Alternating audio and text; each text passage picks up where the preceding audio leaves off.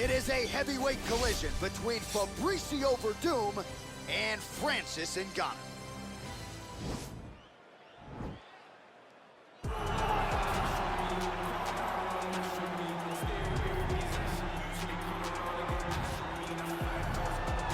All right, here's the heavyweight contender, Francis Ngannou, DC. Prevailing wisdom is that eventually he's going to find his way back into a UFC title fight. Had the first fight against Stipe that didn't go his way.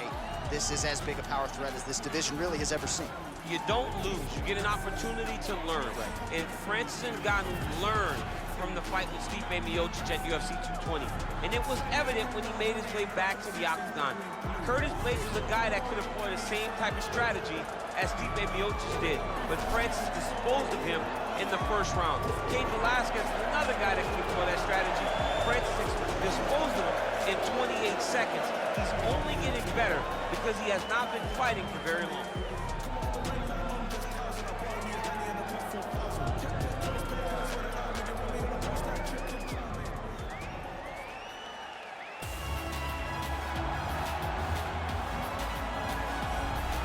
Well, DC, this is a true mixed martial artist of the highest order. You've watched the film. Hard for me to see much in terms of glaring weaknesses, and he believes he can react to anything that is thrown his way inside that arm. It's unbelievable because whenever you're trying to prepare for someone, you look for weaknesses. But when you watch this guy, nothing jumps off the page. When you think I have to go wrestle him, you realize very quickly that not only can he defend takedowns, he can also go and secure them himself. He's that new breed of fighter that has been doing every discipline from the very start of his career.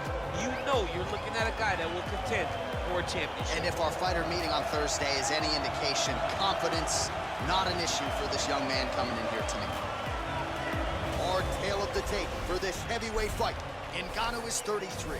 Werdum is 43. Ngannou weighed in at 250 pounds. He will have a 6-inch reach advantage. All right, to get us started now, here's Bruce Buffer.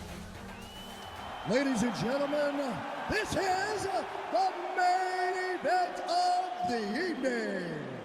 When the action begins, our referee in charge of the Octagon, Dan Mergliata. And now, this is the moment UFC fans around the world have been waiting for.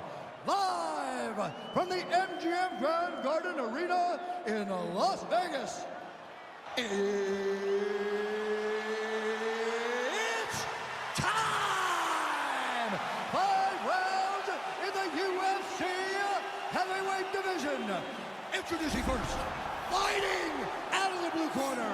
This man is a boxer, holding a professional record of 17 wins, 3 losses. He stands 6 feet 4 inches tall, weighing in at 250 pounds. Fighting out of Paris, France, Francis the Predator Ngannou.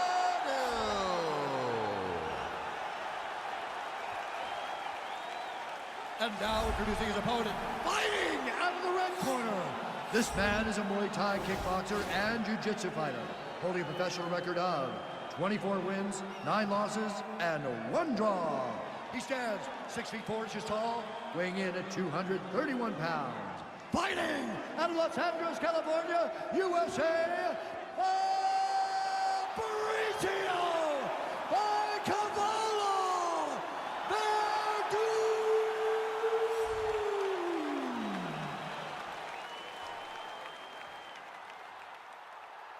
All right, commit to the rules in the locker room. I want you to obey my commands at all times, protect yourself at all times. I want a nice, clean, safe fight. Touch gloves, back your corners, come out fighting.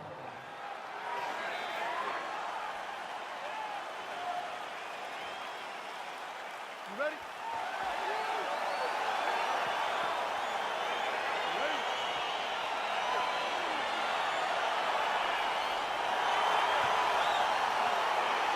All right, crowd getting excited as this fight gets underway, and you hate to call any fighter on the UFC roster a specialist, but on one side, you have a definite striker taking on a true 5-tool. And you see a guy in the striker who knows exactly who he is. He knows where the fight needs to be. He knows what he has to do in order to be successful. Let's see if he can keep his opponent off of him. Well, we told you off the top he had the reach advantage, and you saw it right there with that punch. Oh, he stunned him with that knee to the head. kick.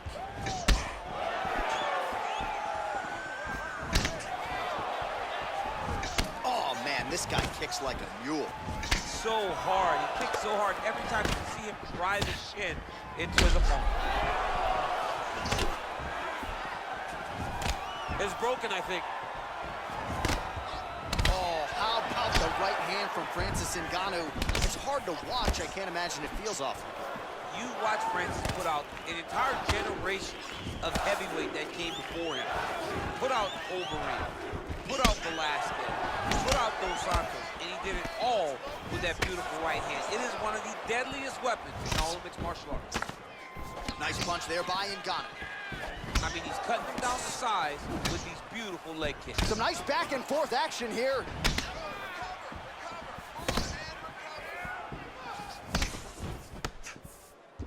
Ngannou gets tattooed with that hook. Beautifully timed and placed. Wow, huge head kick. Big knee. Oh, massive kick lands flush. Massive head kick.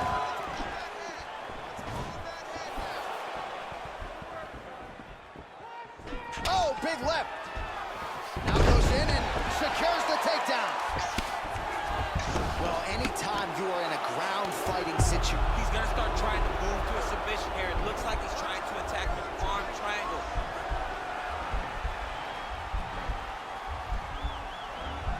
Watch triangle, watch triangle. He needs to push the arm to the side. Get his head against the mat. Oh man, that was slick. well, pretty good work off of the bottom here by Ngannou. Back to the feet now.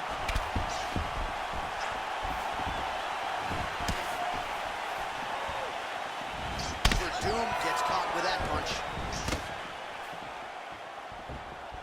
30 seconds to go in this one. All right, throws a straight punch and lands, so that is increasingly becoming an effective weapon for him tonight.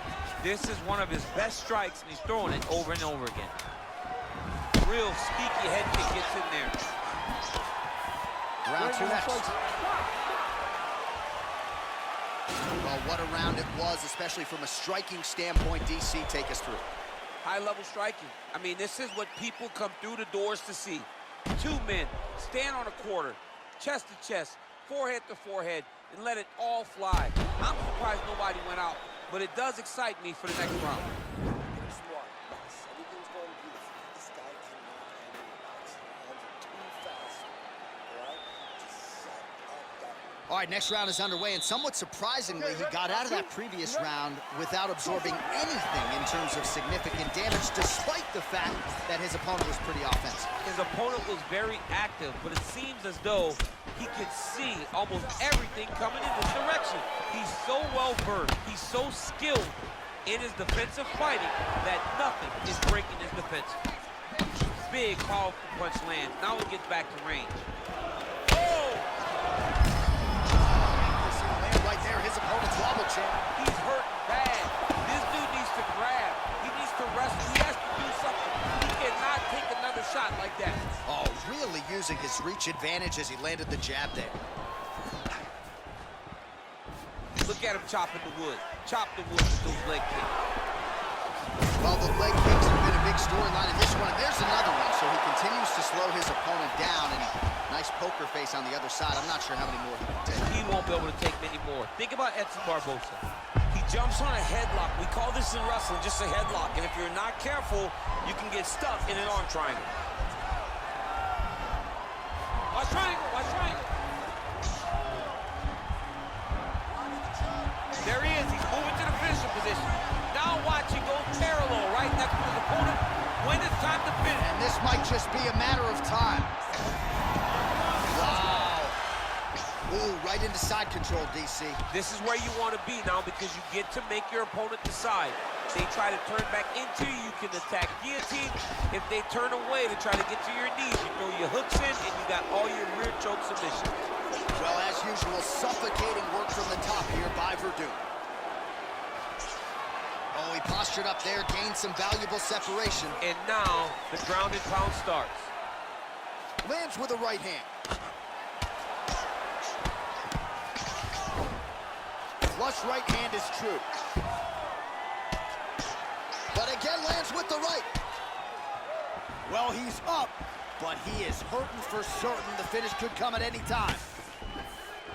All right, so just as we saw in the previous round, really starting to find a home for that hook here in round 2. I watched him land hook after hook in round 1.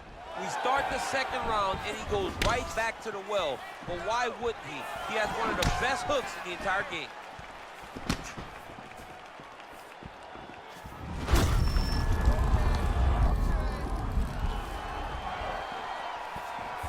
Ooh, what a punch. Oh, huge block. Oh, combination lands. You want to talk about putting strikes together. Beautiful execution. Oh! Oh, he's hurt bad. Oh! He's hurt bad. Back to the feet. What a round.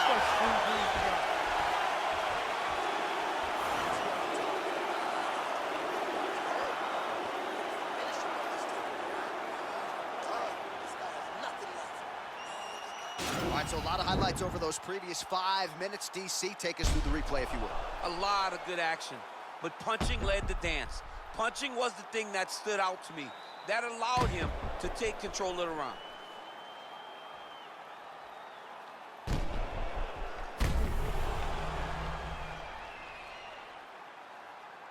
All right, next round is now underway. I thought there was pretty good back and forth action in the previous frame. Yes, it wasn't a firefight. It wasn't two guys throwing the kick and sink at each other. But you did see times where they came together and you saw the skill level of these two fighters.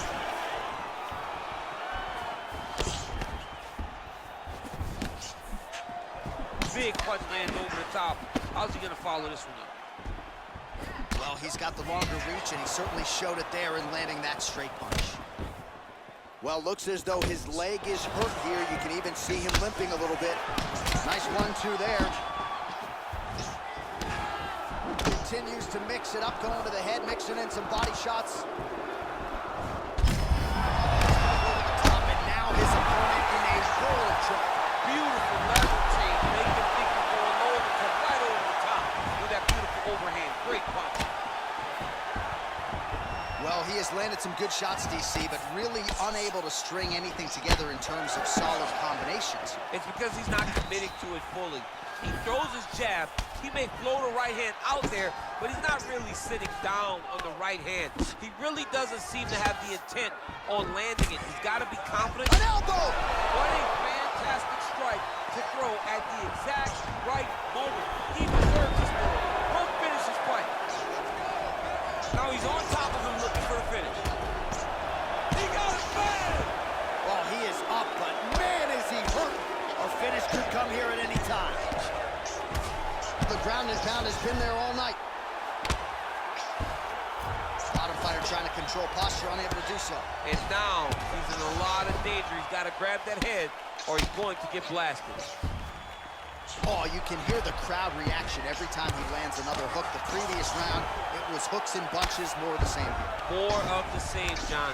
You watch a guy who's in a flow, who's in a rhythm, who's in a position where they don't feel like they could ever miss that shot. And that's what we're witnessing tonight. Oh, just that right hand. He's hurt.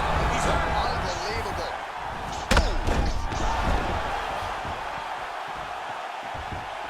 Oh, my goodness. He needs to start looking to finish now because he's got his opponent hurt very bad. Nice strike. Oh, really good job by him there to raise the guard, DC, and block those shots coming his way. He does a great job of blocking all incoming strikes. For a good double leg takedown attempt here, and that one is true. Nice job there to enter and ultimately plant his opponent on the mat. Now what does he do? That he's got his best shot off, finish the attack. Where does he go now from the top position? And that'll do it. 15 minutes in the books.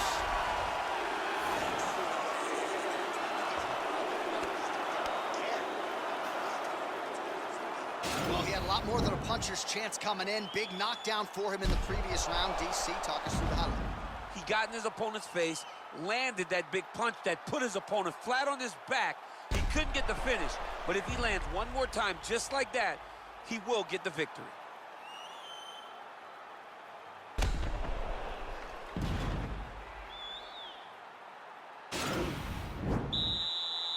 You ready? You ready? Fourth round now, fight scheduled for 5 minute rounds.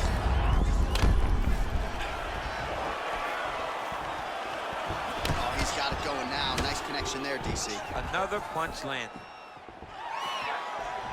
Oh, he landed another great shot to the body there. Really starting to connect at a high percentage now in the latter stages of this fight. Connects with a right. Lands with the kick there. No pad on that foot. No shin guard. He's taking all of that kick every time he throws it. Well, confidence is high. I repeat, confidence is high. And I got to think when you knock a fighter down in the previous round, that's going to think you can do it again. I mean, confidence is key in anything you do in regards to fighting. So, for him to secure that knockdown early, he has to feel good going forward.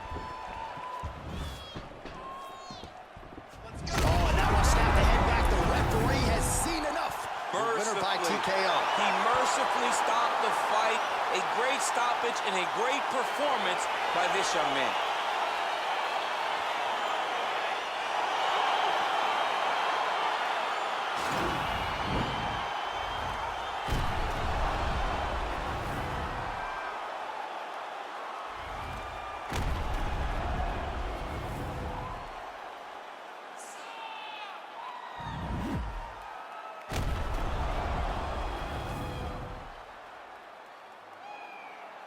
So a massive TKO win for him here tonight. He put it all together, near perfect execution, and he gets one of the bigger wins of his UFC career. Ladies and gentlemen, referee Dan Bergliata calls a stop to this contest at 1 minute, 29 seconds of round number 4. Declaring the winner by TKO, Fabrício Werdum.